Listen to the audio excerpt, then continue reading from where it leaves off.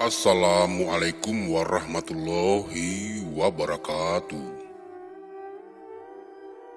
Jarum jam di dashboard truk tua milikku menunjukkan pukul 1 dini hari. Matahari sudah lama tenggelam, meninggalkan kegelapan yang menyelimuti jalanan. Hutan jati yang terkenal angker membentang di kedua sisi jalan. Biasanya aku selalu menghindari rute ini setelah senja. Namun malam ini aku terdesak waktu. Bos memintaku mengirimkan barang ke kota sebelah sebelum subuh. Dan jalan pintas ini bisa menghemat waktu tempuh hingga 2 jam. Kabut tebal mulai turun, mengurangi jarak pandangku menjadi hanya beberapa meter. Udara malam terasa lembab dan dingin menusuk hingga ke tulang. Bau anyer menyeruak dari hutan, membuat bulu kuduku berdiri. Namun tiba-tiba mesin trukku batuk-batuk dan akhirnya mati total. Aku mengumpat memukul setir dengan kesal. "Sialan!" teriakku frustasi. Aku mencoba menghidupkan mesin lagi, tapi tidak berhasil. Keheningan hutan semakin mencekam. Hanya suara jangkrik dan gemersik dedaunan yang terdengar. Aku merogoh senter di laci dashboard, lalu keluar dari truk. Kabut tebal membuatku sulit melihat sekeliling.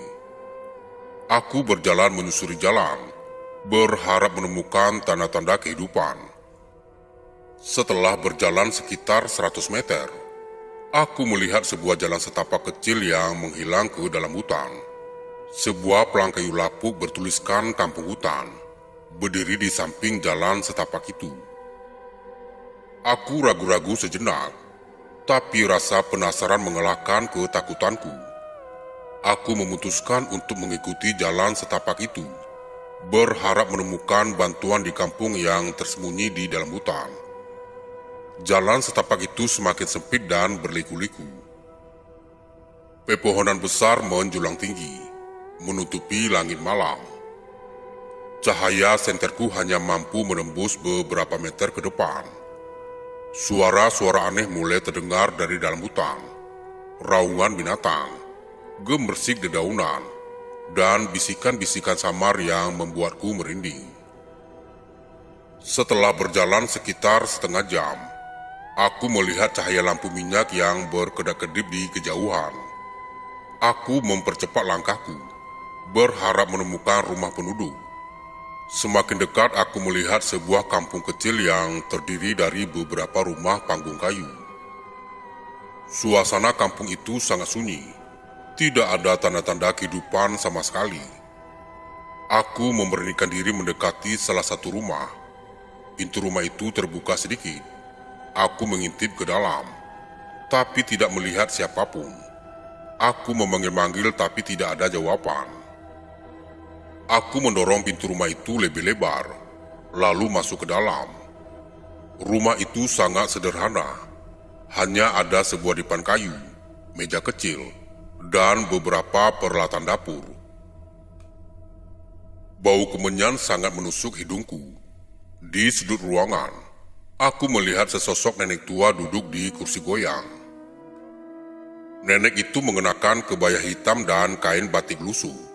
Rambutnya panjang dan putih, menutupi sebagian wajahnya. "Permisi, Nek," sapaku dengan sopan. Nenek itu tidak menjawab. Dia hanya menatapku dengan tatapan kosong. Aku mengulangi sapaanku, tapi nenek itu tetap diam. Aku mulai merasa tidak nyaman. Aku memutuskan untuk keluar dari rumah itu.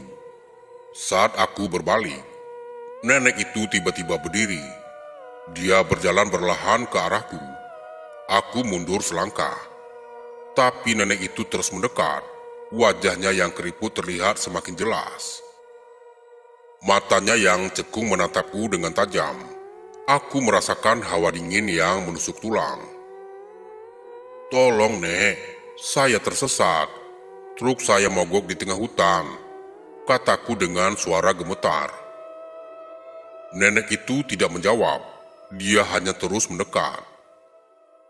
Aku berbalik dan berlari keluar dari rumah. Aku terus berlari tanpa menoleh ke belakang. Aku tidak tahu harus kemana. Aku hanya ingin menjauh dari kampung itu secepat mungkin. Aku terus berlari hingga kakiku terasa lemas. Aku berhenti sejenak untuk mengatur nafas. Hutan di sekitarku terlihat semakin gelap dan menyeramkan. Suara-suara aneh semakin jelas terdengar. Aku merasa seperti sedang diawasi oleh sesuatu. Aku melanjutkan perjalanan, mengikuti jalan setapak yang semakin tidak jelas. Aku tidak tahu sudah beberapa lama aku berjalan. Aku merasa seperti sedang berputar-putar di tempat yang sama. Kabut tebal semakin pekat, seolah-olah hendak menelanku hidup-hidup. Aku mendengar suara langkah kaki di belakangku. Aku menoleh, tapi tidak melihat siapapun. Aku mempercepat langkahku, jantungku berdebar kencang. Tiba-tiba aku tersandung akar pohon dan terjatuh. Senterku terlempar dan mati. Aku meraba-raba tanah, berusaha menemukan senterku. Saat aku meraihnya, tanganku menyentuh sesuatu yang dingin dan berlendir. Aku menarik tanganku dengan cepat, jantungku nyaris copot. Aku menyalakan senterku dan mengarahkannya ke bawah. Aku melihat seekor ular besar berwarna hitam melingkar di sampingku. Ular itu mendesis. Matanya yang merah menyala menatapku dengan lapar. Aku bangkit dan mundur perlahan, berusaha tidak membuat suara. Ular itu mengikutiku. Aku berlari sekuat tenaga, tapi ular itu semakin mendekat. Aku berteriak minta tolong, tapi suaraku hilang di telang kabut. Aku merasa putus asa. Aku tidak tahu harus berbuat apa lagi. Tiba-tiba aku melihat sebuah rumah panggung kayu di depanku. Aku berlari ke arah rumah itu dan menggedor pintunya dengan keras. "Tolong, tolong buka pintunya," teriakku. Pintu terbuka perlahan. Seorang wanita muda berdiri di ambang pintu. Wajahnya pucat pasi, matanya merah darah. Dia tersenyum sinis kepadaku. "Masuklah," katanya dengan suara serak. Aku ragu-ragu sejenak, tapi ular itu semakin mendekat. Aku tidak punya pilihan lain. Aku masuk ke dalam rumah itu. Wanita itu menutup pintu di belakangku. Rumah itu gelap dan pengap. Bau anyir darah menusuk hidungku. Wanita itu berjalan ke arahku. Senyumnya semakin lebar. Aku mundur selangkah, tapi wanita itu terus mendekat. Aku terpojok di dinding. Wanita itu mengulurkan tangannya dan menyentuh wajahku. Kulitnya dingin dan kasar. Aku memejamkan mata, pasrah dengan nasibku. Aku membuka mata. Aku masih berada di dalam rumah itu. Wanita itu tidak ada di sana. Aku menghela nafas lega. Aku bangkit dan berjalan ke pintu. Aku mencoba membuka pintu, tapi pintu itu terkunci. Aku menggedor pintu itu dengan keras, tapi tidak ada jawaban. Aku mulai panik. Aku berlari ke jendela dan mencoba membukanya. Jendela itu juga terkunci. Aku menggedor-gedor jendela, tapi tidak ada gunanya. Aku merasa seperti sedang terjebak dalam mimpi buruk. Aku duduk di lantai. Kepalaku terasa berat. Aku merasa sangat lelah. Aku memejamkan mata lagi, berharap bisa terbangun dari mimpi buruk ini. Saat aku mencoba membuka mata, aku melihat wanita itu berdiri di depanku. Dia tersenyum sinis padaku. "Selamat datang di rumahku," katanya. Aku bangkit dan mundur selangkah. Wanita itu terus mendekat. Aku terpojok di dinding lagi. "Jangan takut," kata wanita itu. "Aku tidak akan menyakitimu." "Siapa kamu?" tanyaku. "Aku adalah penunggu kampung ini," kata wanita itu. "Aku sudah lama menunggumu." "Kenapa kamu menungguku?" tanyaku. Karena kamu adalah tumbal yang sempurna, kata wanita itu lagi. Wanita itu mengulurkan tangannya dan menyentuh wajahku lagi. Aku memejamkan mata, pasrah dengan nasibku. Saat aku membuka mata, aku berada di tengah hutan. Aku melihat trukku terparkir di pinggir jalan. Aku berlari ke arah trukku dan masuk ke dalam. Aku menghidupkan mesin, lalu melaju secepat mungkin. Aku tidak menoleh ke belakang. Aku hanya ingin menjauh dari kampung itu secepat mungkin. Aku terus melaju hingga matahari terbit. Aku berhenti di sebuah warung makan untuk sarapan. Aku menceritakan pengalaman mengerikan yang kualami kepada pemilik warung. Pemilik warung itu hanya tersenyum dan menggelengkan kepala. "Kamu pasti bermimpi," katanya. Aku tidak yakin apakah aku bermimpi atau tidak. Yang jelas aku tidak akan pernah melupakan pengalaman mengerikan itu. Aku bersumpah tidak akan pernah lagi mengambil jalan pintas melewati hutan jati.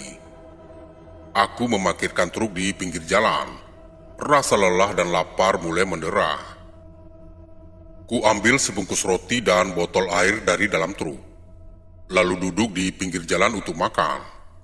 Pikiranku masih terus berputar, mencoba mencerna apa yang telah kualami.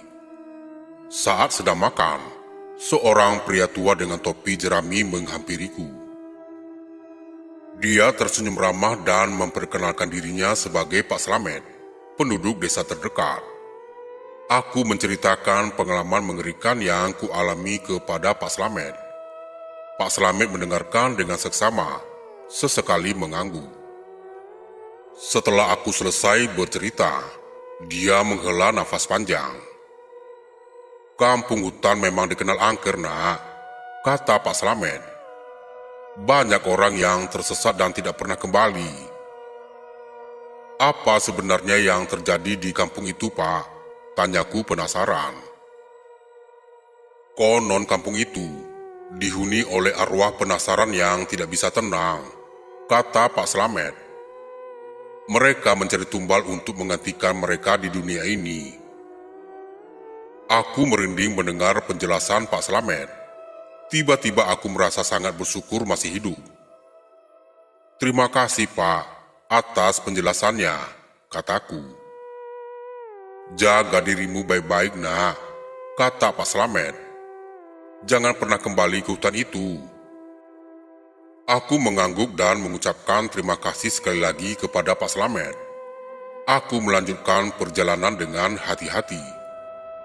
Aku berjanji pada diriku sendiri untuk selalu mendengarkan nasihat orang tua dan tidak pernah lagi mengambil jalan pintas yang berbahaya. Pengalaman mengerikan itu menjadi pelajaran berharga bagiku. Aku belajar untuk lebih menghargai hidup dan selalu waspada terhadap hal-hal yang tidak terlihat. Hingga saat ini, setiap kali aku melewati jalan yang sepi atau gelap, aku selalu teringat akan malam itu di kampung hutan.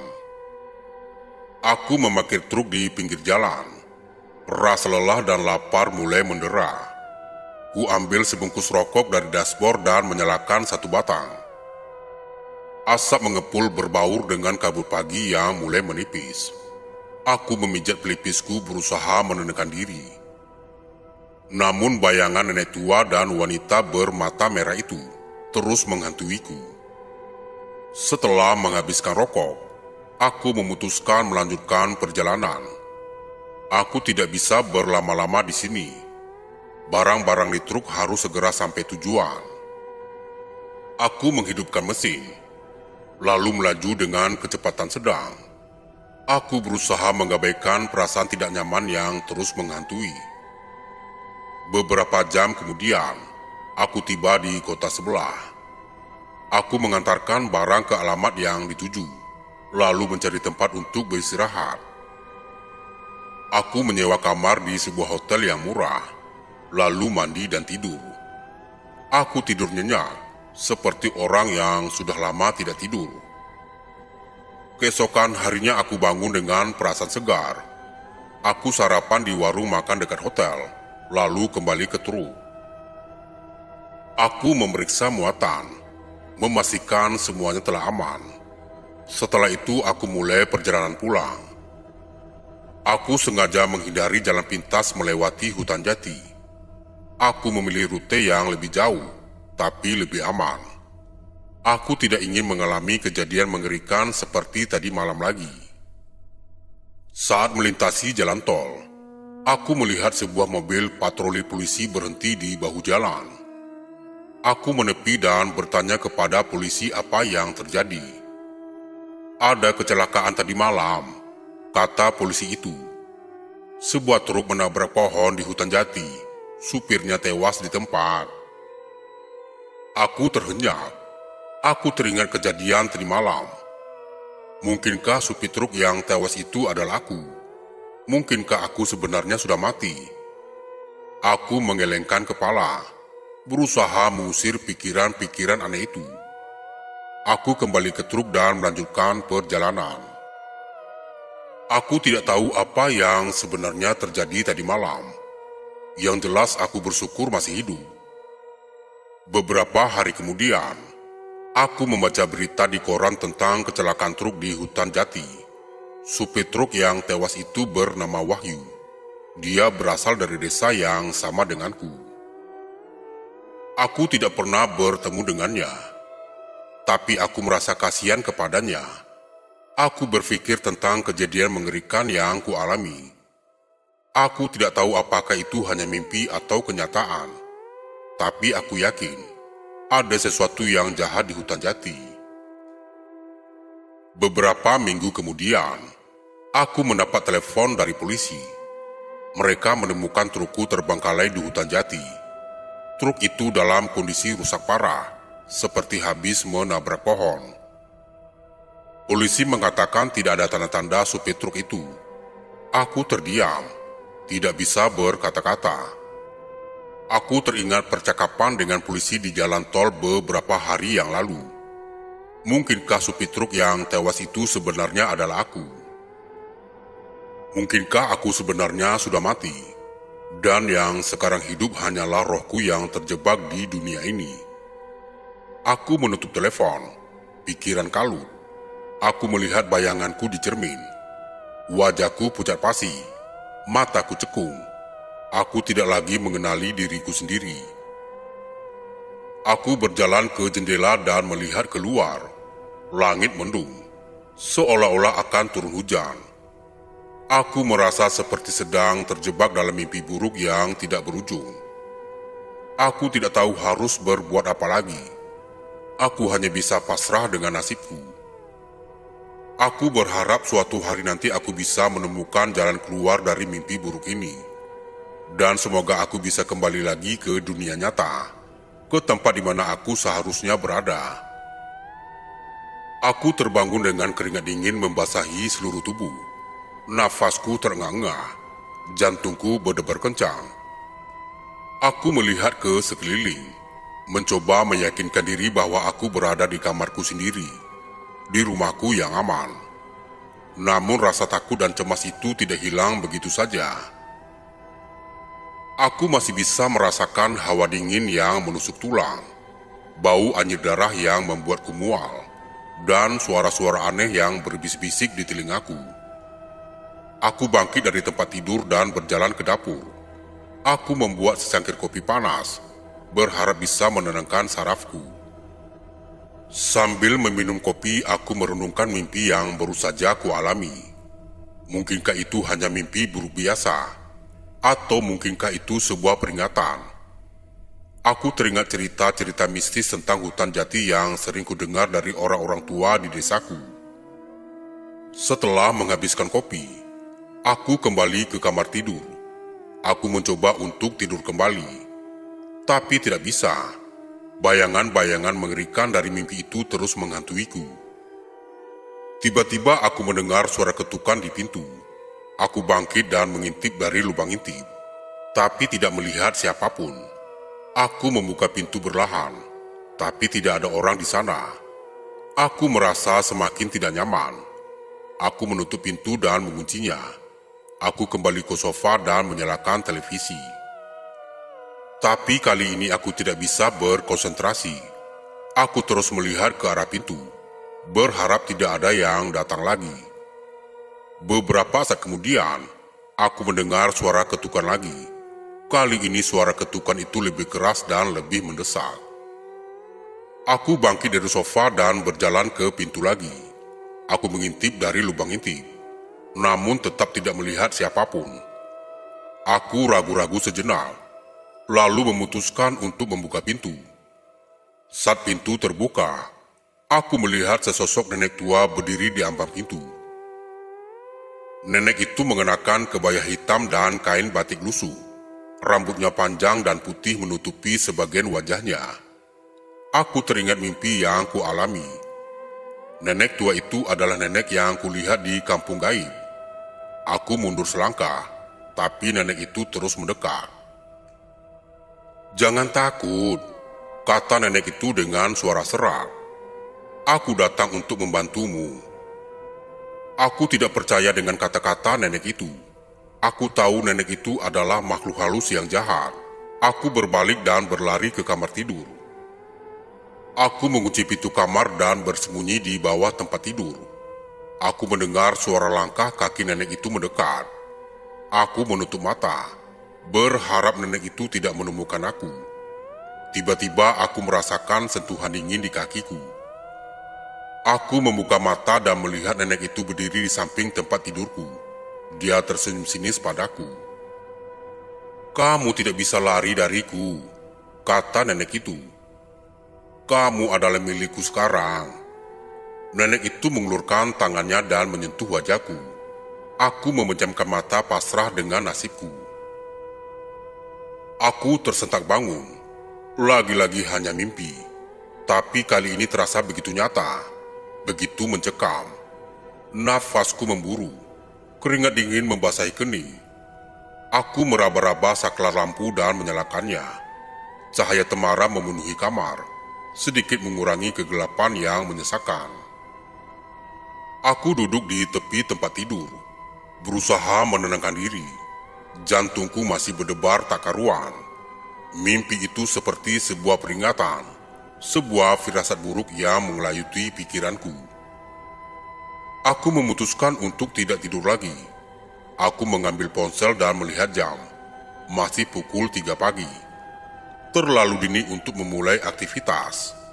Tapi aku tidak mungkin bisa memejamkan mata lagi setelah mimpi mengerikan itu. Aku teringat kembali kejadian beberapa minggu yang lalu, saat polisi menemukan trukku terbengkalai di hutan jati.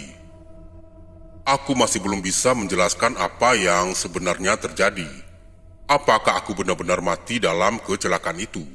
Atau mungkinkah aku hanya hilang ingatan? Aku menggelengkan kepala, berusaha mengusir pikiran negatif itu. Aku harus mencari tahu kebenarannya. Aku harus kembali ke hutan jati dan mencari petunjuk. Keesokan harinya aku memutuskan untuk kembali ke hutan jati. Aku membawa beberapa perlengkapan penting, seperti senter, pisau lipat, dan sebotol air minum.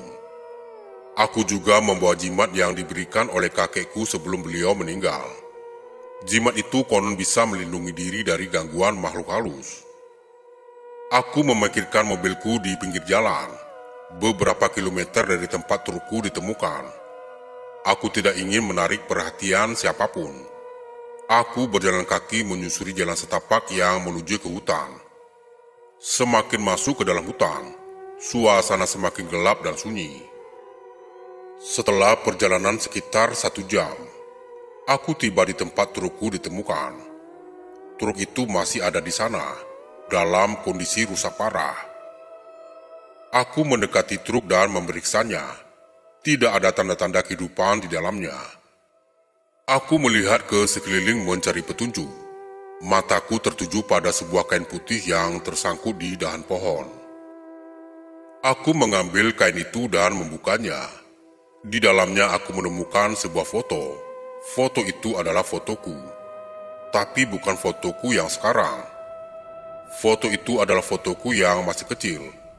Dan aku tidak ingat pernah memiliki foto itu. Aku tertegun tidak tahu harus berbuat apa. Aku merasa seperti sedang berada di tengah-tengah teka-teki yang rumit. Aku harus mencari tahu kebenarannya. Aku harus mencari tahu siapa aku sebenarnya. Aku memasukkan foto itu ke dalam saku jaketku, lalu melanjutkan perjalanan. Aku tidak tahu harus kemana, tapi aku yakin aku akan menemukan jawabannya. Hutan jati semakin gelap seiring matahari yang mulai terbenam. Suara serangga malam bersautan, menciptakan melodi yang menyeramkan.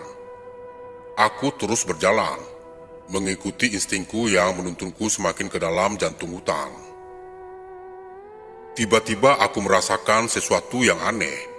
Udara di sekitarku terasa lebih dingin, dan bau anyir kembali menusuk hidungku. Jantungku berdebar kencang, firasat buruk kembali muncul. Aku mempercepat langkah, berusaha mengabaikan perasaan takut yang semakin menguat. Namun langkahku terhenti saat melihat sebuah cahaya redup di kejauhan. Cahaya itu berasal dari sebuah gubuk kecil yang berdiri di tengah hutan. Aku mendekati gubuk itu dengan hati-hati. Pintu gubuk terbuka sedikit, memperlihatkan bagian dalamnya yang remang-remang. Aku mengintip ke dalam dan melihat sesosok nenek tua yang duduk di kursi goyang. Nenek itu sama persis dengan nenek yang kulihat dalam mimpiku. Aku tertegun tidak percaya dengan apa yang kulihat. Apakah ini nyata, atau aku hanya berhalusinasi? Nenek itu menoleh ke arahku. Wajahnya yang keriput terlihat menyeramkan di bawah cahaya lampu minyak yang redup. Dia tersenyum sinis, memperlihatkan giginya yang menghitam. "Akhirnya kau datang juga," katanya dengan suara serak. Aku mundur selangkah, tapi nenek itu sudah berdiri dan berjalan ke arahku. Aku berbalik dan berlari sekuat tenaga, tapi nenek itu mengejarku dengan kecepatan yang luar biasa. Aku terus berlari, tidak tahu harus kemana. Aku hanya ingin menjauh dari nenek itu. Aku terjatuh beberapa kali, tapi aku segera bangkit dan terus berlari. Tiba-tiba aku melihat sebuah jurang di depanku. Aku tidak punya waktu untuk berhenti. Aku melompat ke dalam jurang, berharap bisa selamat. Aku jatuh ke dalam kegelapan. Aku merasakan tubuhku terbanting di tanah. Aku kesakitan, tapi aku tidak bisa bergerak. Aku merasa seperti sedang sekarat. Saat aku membuka mata, aku melihat nenek itu berdiri di depanku. Dia tersenyum sinis, lalu menghilang. Aku menutup mata pasrah dengan nasibku. Aku terbangun di rumah sakit. Aku melihat istriku duduk di samping tempat tidurku. Dia menangis terseduh-seduh. "Sayang, kamu sudah sadar," katanya sambil memelukku. Aku bertanya apa yang terjadi. Istriku menceritakan bahwa aku ditemukan pingsan di hutan jati oleh seorang warga. Aku dibawa ke rumah sakit dan dirawat selama beberapa hari. Aku terdiam, tidak bisa berkata-kata. Aku tidak ingat apa yang terjadi setelah aku melompat ke dalam jurang. Aku hanya ingat mimpi buruk yang kualami. Apakah aku benar-benar telah mati atau hidup kembali? Aku memeluk istriku erat-erat. Aku berjanji tidak akan pernah lagi pergi ke hutan jati. Aku tidak ingin mengalami kejadian mengerikan seperti itu lagi. Beberapa tahun kemudian, aku dan istriku pindah ke kota lain. Kami memulai hidup baru, jauh dari bayang-bayang masa lalu. Aku tidak pernah lagi mendengar kabar tentang hutan jati itu. Namun mimpi buruk itu masih sering menghantuiku. Assalamualaikum warahmatullahi wabarakatuh.